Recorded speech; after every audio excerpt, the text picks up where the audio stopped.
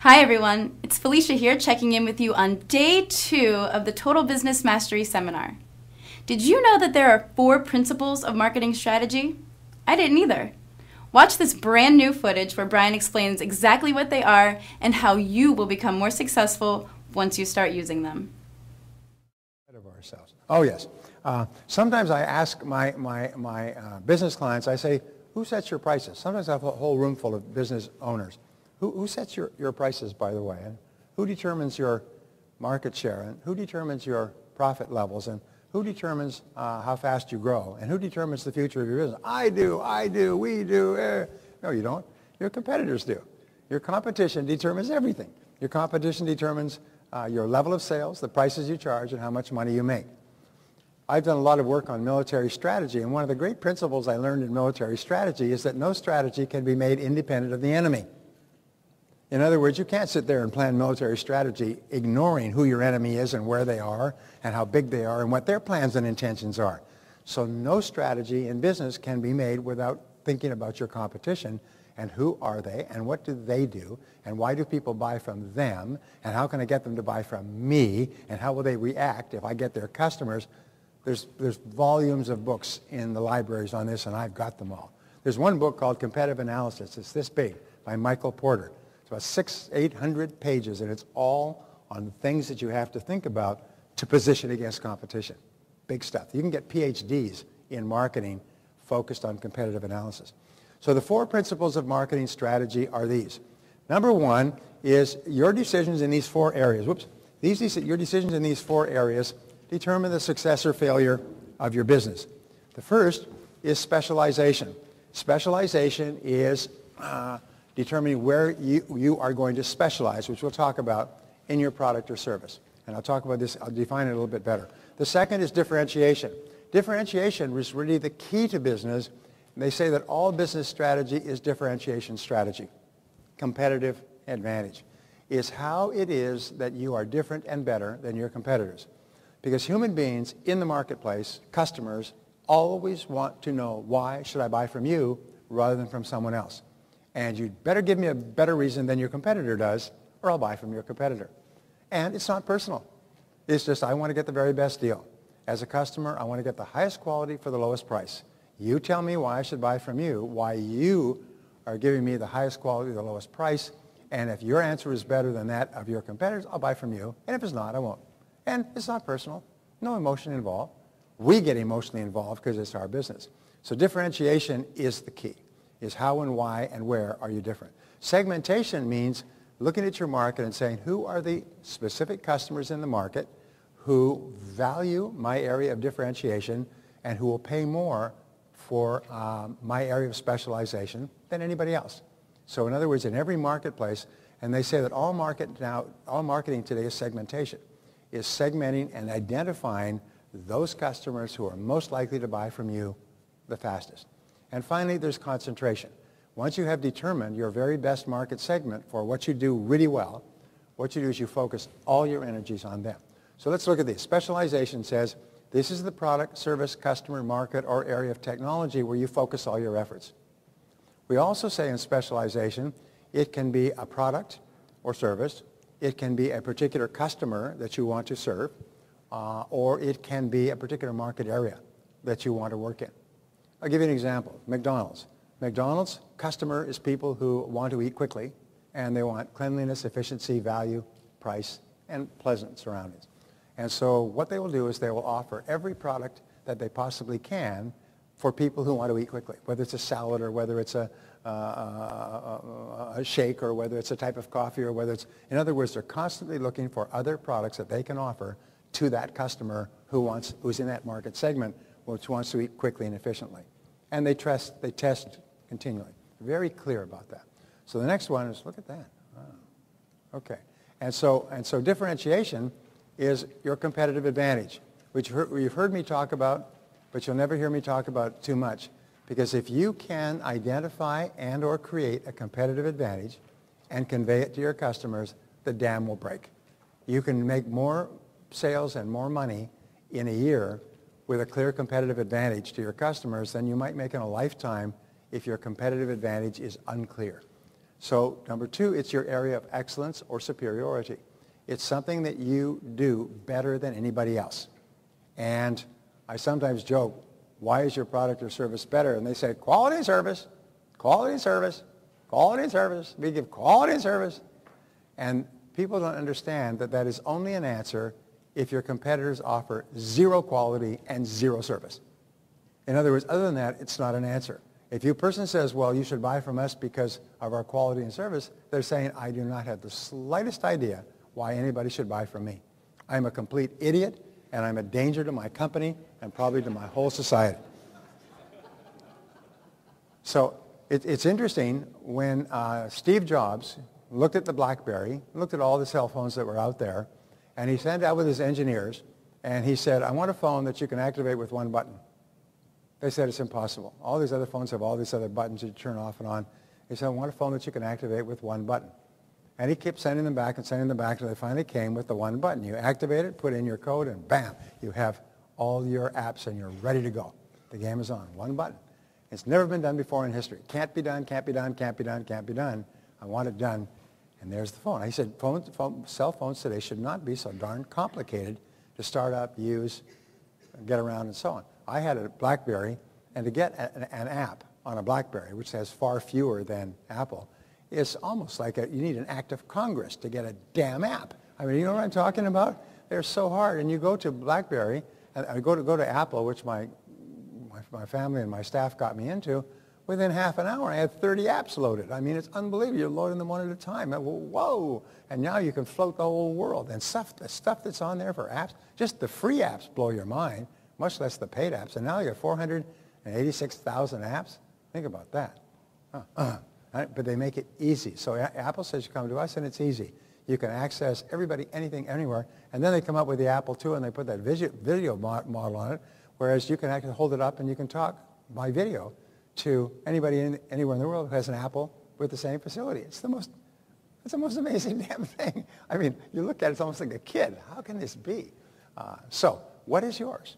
And if you don't have it, you can't compete. But if you do have it, you sell 50 million sets and become the highest valued company in the world in 5 years if you can be really clear about an area of excellence that people want and will pay for. Your unique selling proposition. What is it that, and this is called your USP. Your USP is the one thing that you offer that no other competitor offers in the whole world. It's unique. What do we know about the word unique? Is it cannot be modified. It's the only adjective that cannot be modified. You can have more, and you can have greater, and you can have greatest, but you cannot have more unique or uniquer or less unique or uniquest. You have only one word, unique. Each person here is unique. You are not uniquer. You are not the uniquest. You are unique because there's only one of you in the entire world. So therefore, what is your unique selling proposition?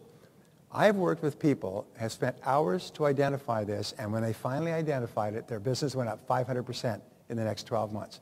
They could not believe it. They went from struggling to living in a big home, driving a Cadillac or a Mercedes, because they finally found it, and then all of your advertising, all of your promotion, all of your work is focused on conveying that USP to your customers, getting it to them so that they are clear what it is. And if it's what customers want and value and will pay for, they will line up around the street. Remember when they brought out the iPad? Because of the iPhone, nobody really knew it was in the iPad, except it was going to be like a whole broad screen. It was going to have everything that a computer had. They lined up around the streets by the hundreds to lay $500 down. $500. I don't know about you, but I think $500 is a lot of money, wouldn't you say? $500? These are poor people with flip-flops and sandals and tractor caps willing to put their $500 down to get this, because they didn't know what it was, but it's going to be like an iPod, an iPhone with a bigger screen, plus all kinds of other capabilities. Wow. And you know what they did? They sold 25 million of them in less than a year. 25 million of them. And they totally changed the book retailing industry. The book retailing industry, like a ship that turned over, went from basically hardcover books in bookstores. It flipped. Now 51 to 55% of all books are being purchased as ebooks, and the reason is because of the iPad. Because iPad owners are readers, and they buy an average of 200 to 300 books in the first year. And the whole market flipped, and Borders, one of the biggest and oldest bookstores in America, went bankrupt all in less than a year when the iPad was introduced. Can you imagine? I mean, we're living in pretty turbulent times. Wouldn't you? Imagine a company that spent decades building was bankrupt nationwide within a year with the advent of one new technology. So, what is your unique selling proposition? Theirs is convenience. You can get everything fast, everything convenient, more convenient than anyone else. Everybody tries to compete with the iPhone or the iPad, can't do it. The Nook can't do it. The Hewlett-Packard got into it with their tablet and just quit. They just can't do it. Now, who is it? Not Samsung, but the Korean company is trying to compete and so on. But they have a unique selling proposition. So my question is, what is yours? And I'm going to ask you to answer that. What is yours? What is it that you offer that nobody else offers? Now, here's an insight. If you're offering something that everybody else sells, let's say you're a real estate agent. What's your unique selling proposition as a real estate agent if every other real estate agent with 100 miles has same unlimited access to the MLS? What is your USP? What can it be? What could it be? What should it be? Come on. Jeez. Well, the answer is yourself. Because the product is all the same. You don't even control the product. You don't even control the marketing. Everybody else can have it. So what makes top realtors, I work with top realtors. The average realtor makes about $25,000 a year. I work with an entire room full of realtors. The average income is $833,000 a year on straight commission selling. And they all started off with nothing, and they're now at the top of their field. And some of them make several million selling homes. What's the difference? Personality. Personality, preparation, punctuality, friendliness, warmth, follow-up, notes, phone calls, contact. In other words, they make a supreme effort to build a really high-quality relationship with a home buyer or home seller so that that person will never think of going anywhere else. I know because I've worked with some of these people in buying and selling my homes, and I would never buy or sell, buy or through anybody else but these people because they are so good at what they do. And every one of them started off on the street knocking on doors and dialing for dollars and made a decision that their unique selling proposition was going to be themselves. And you, as an independent business owner, can make that decision as well. Make the decision that I'm going to take such good care of my customers would never go anywhere else. I don't have to give them blandishments or discounts. I'm going to take such good care of them that they will eagerly come back to me. So number 4 is, where are you or could you be the best? Where are you or could you be the best? And this is the great question, because everybody here has the ability to be the best at something. Everybody here has the ability to be the best at something that people will eagerly pay for and tell their friends about. And your job is to figure out what it is. Your job is to figure out what it is and then do continuous and never-ending improvement until finally people say, you know, you're the best. You are really good at what you do. You are really good. Look at Lady Gaga. I saw her at the Grammy Awards as well. I don't know anything about Lady Gaga. I've never listened to a Lady Gaga song. She came absolutely from out of nowhere. She's 25 years old. She's one of the top 10 tweeted people in the history of the world. And she made last year $60 million. And where was she? Singing in nightclubs or bars 5 years ago? And she's an incredible entertainer. And there ain't nobody like Lady Gaga. You know what I'm talking about? It's unbelievable. Why? She knew what she had. And she goes to the extreme with her dress and her appearance and everything else. And she wraps it around a good voice. And just literally has taken over the world of pop music. So segmentation is, who are those customers who most appreciate your area of superiority? Who are your very best customers? You see, your best customers are really easy to sell to. They'll buy and buy again. They're happy. They like you. They come back. They bring their friends. They give you recommendations and testimonials. Whereas your worst customers, your customers from hell, you have to literally break your back to sell them anything. They complain all the time. They don't pay. When they do pay, their checks bounce. They stand back and bounce it to you like a basketball. So who are they? What are their demographics? What are their psychographics? The demographics are things that you can observe from the outside. Age, income, education, family formation. Psychographics are what motivates them. And this is where the future is in your business. And every person has psychographics, and they have a key psychographic. I'll tell you this in a second. How would you describe your perfect customer? I do this, by the way. I said, imagine that you were at a social or business gathering, and you're networking, and someone came up to you and said, look, I know a lot of people in this community. How would you describe your perfect customer? Don't tell me what your product or service is. I don't want to hear. Just tell me, who would your perfect customer be in terms of their wants, needs, age, education, income, position? And so you would have to describe your perfect customer without mentioning your product or service at all. person would not even know what you sold. You describe the customer. This is what this person is. This is where they are. Give you an example. IBM at one time had 80% of the world computing market. 80%. Then they made some mistakes. And now they have much less. But they had 80%. They had so much that the federal government tried to break them up for 13 years. They brought antitrust suits against IBM just like they tried to break up Microsoft. Finally, Reagan came into power. They started in 1970. In 1983, was brought to Reagan's attention. They said the federal government has been pursuing IBM in $50 million, $100 million lawsuits for 13 years. And what did they come up with? People buy IBM because they really like IBM, and IBM treats them really well. They said, well, if they can't come up with something on IBM, they have to drop the lawsuit. And they said, we can't come up with anything. The antitrust is supposed to be in favor of protecting customers. IBM's customers love them worldwide. Then drop the suit. They dropped the suit after 13 years. They did the same thing with Microsoft. They harassed them and harassed them and harassed them because they weren't giving enough political contributions. That was the major reason. They weren't giving enough political contributions. Finally, after years, they had to say, why do people buy Microsoft? Because they like the product. The product is good, and it's cheap, and it's flexible, and everything. So how would you describe your perfect customer? The point I was making with IBM is IBM realized that when they first started selling the 360 mainframe in 1964, the customer was really the president of the company making a major strategic decision: are we going to put everything in our company on computers? Because everything was paper at that time, you know. And so they would have to make their presentations to the senior executives of the company and work out all the numbers and so on. But as computers became more and more popular and they started to have PCs and desktops and so on, the whole decision-making shifted to the purchasing manager of the large companies. And so they had to focus and change all of their marketing so it focused it on purchasing managers. And they learned more about how purchasing managers think and walk and talk and eat and breathe and communicate and where they're educated and the size of their family and their income and their psychographics and demographics. And they focused all of their effort on purchasing managers and became the biggest selling company in the world. 80% of the world market because they knew their customer. I hope I'm making a point here. Many people, you say, describe your customer to me without mentioning your product or service. They go, huh? Well, somebody wants it? Duh. All right. So demographics. Here are the key demographics. And by the way, if you don't know these, find out. What we do, you know how we find out? Do surveys. Ask your customers. Offer them a prize if they'll fill in the blanks. Age, gender, that's important. Income, how much do they earn? Education, how well educated are they? Occupation, what sort of work do they do? Location, where do they live, and so on. And family status. Those are the main demographic features. And you've got to be very clear, because if you change the demographics of your customer, you change your total marketing approach, your selling approach, your packaging, your product, your service, your people, and everything else. Now, your psychographics are even more important, and this is really neat, is what are their goals and ambitions? Because remember, people are motivated to buy because you offer to help them achieve a goal that they have.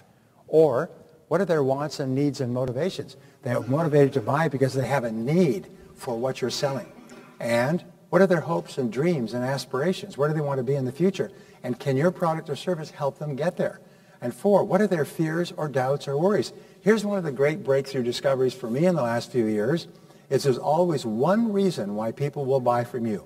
There's one major reason, and you have to find out what it is and convince the prospect that you can give them that benefit. There's always one major fear that will hold them back. There's always one major doubt that holds them back from buying, and you must find out what that is and alleviate it.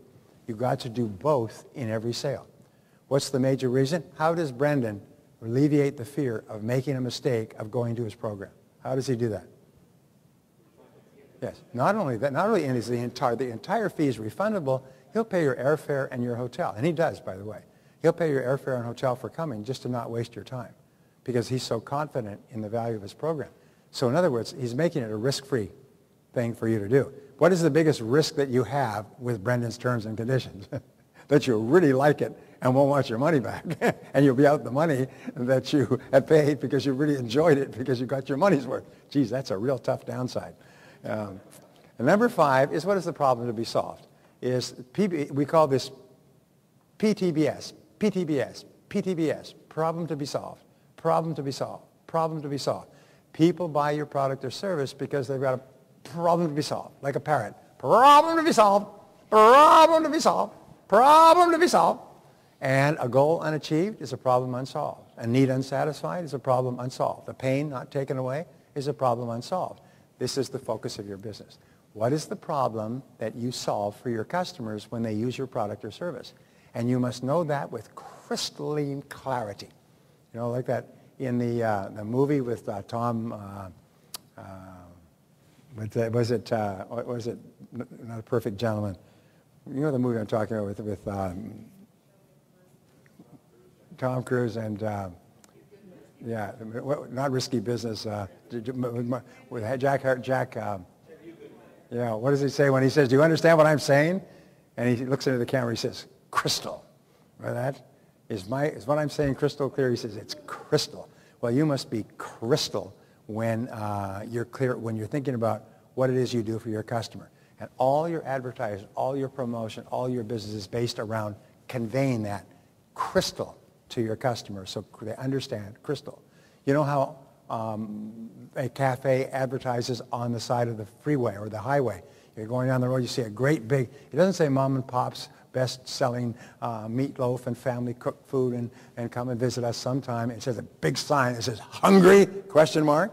And the next one says turn at the next exit for the best food on the highway. In other words, they first of all get your attention because if you're hungry, what happens? Hungry.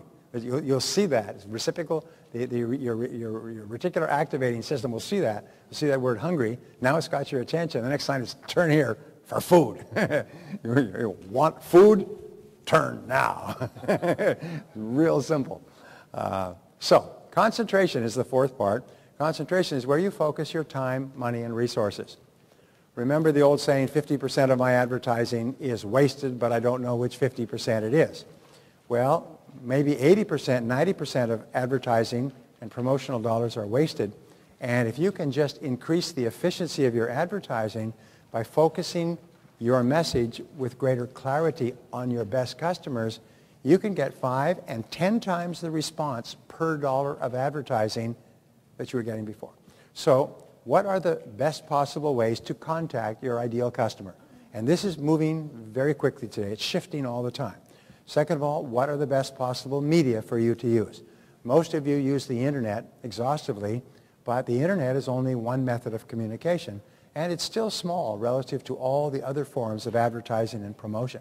I have a friend who does $35 million a year with radio ads, 60 to 120-minute radio ads to get people to phone a number where then they are interviewed and then sold into another telephone call where they are introduced to a product which takes them to another telephone call. Does $35 million a year with radio ads. So there's all kinds of ways. Imagine if you could run an ad, 60 seconds, and how do you test an ad? We're working with one of the top companies in the country. They develop an ad, they narrate the ad, they are happy with the ad, and then they run the ad in a tiny market. Small town, they pay $5,000, get 50 spots, and see what kind of response rate they get. They will run the ads 5 days a week. They'll run one ad on Monday, one ad on Tuesday, Wednesday, Thursday, Friday, and 5 different ads, and they'll see which one causes the phones to ring. And then they'll take that and they'll run it in New York. And what works in Podunk is going to work in New York at 100 times the scale. In other words, they debug the system, get a nice ad. And what if you could have an ad that would cause qualified people to phone you all day long? Phone you and call you and say, please, please, please, sell me your product or service. I've got my credit card handy. Is that possible? Say yes. It's being done all the time. You ever listen to radio? Those people are not advertising for fun. They're advertising because they're making a lot of money doing it. Hi everyone. Thanks for tuning into your virtual Backstage Pass. You just watched Brian explain the 4 keys of marketing strategy. Which ones will you be implementing? We want you to share what you've learned with us, so make sure you leave us a comment below.